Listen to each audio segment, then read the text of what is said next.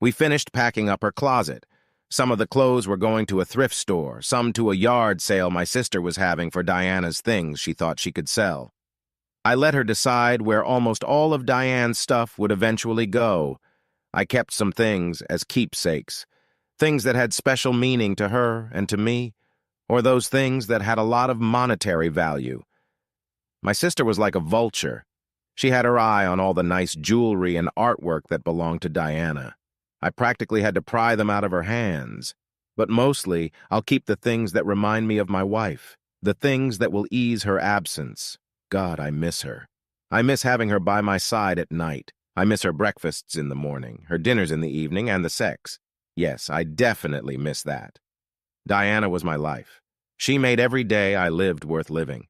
She always met my needs for food, sex, clothes, anything that made me comfortable and happy. She did her best. For me. And before you get the wrong idea, it was mutual. I endeavored to satisfy her every whim, every desire. We were a couple, a team. She was my soulmate in every sense. Plato would agree with that assessment. I showered her with jewelry, the very jewelry I now had to snatch from my sister's greedy hands.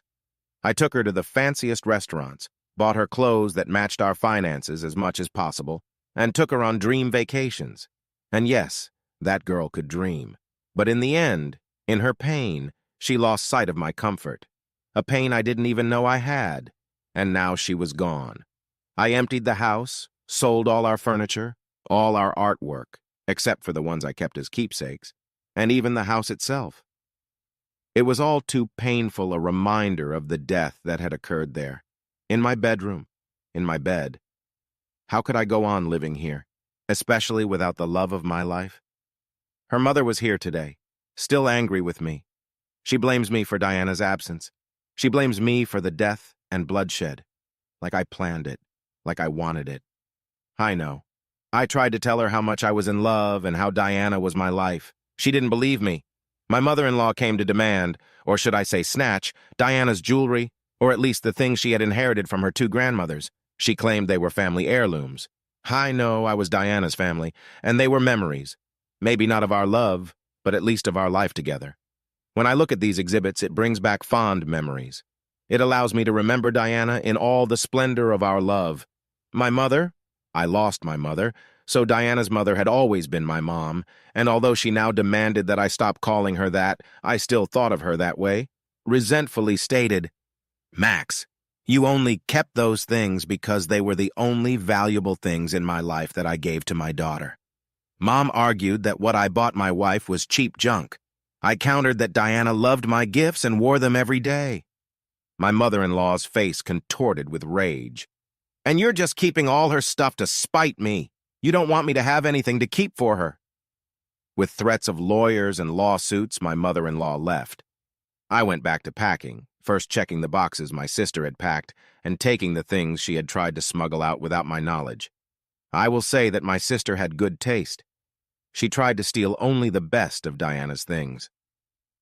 We went to the funeral a few months ago, even though my loved one's family didn't want us there. They all blamed me, just like my mom did.